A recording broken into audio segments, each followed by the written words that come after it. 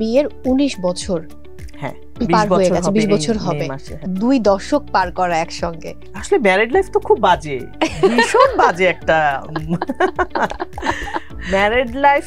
মানে আমার ছেলে বলে মাঝে মাঝে যে তুমি বিয়ে করেছো কেন?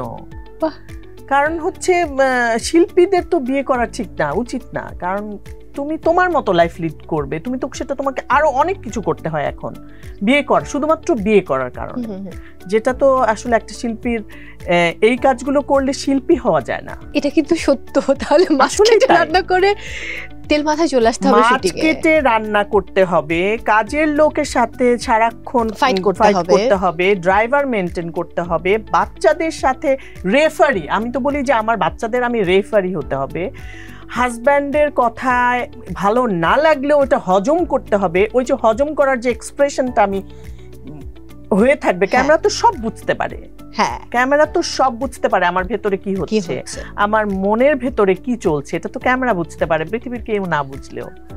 আমার প্রত্যেকটা এক্সপ্রেশন, প্রতিটা রিঙ্কেল, প্রতিটা মাসেল তো ক্যামেরা রিড করতে পারে।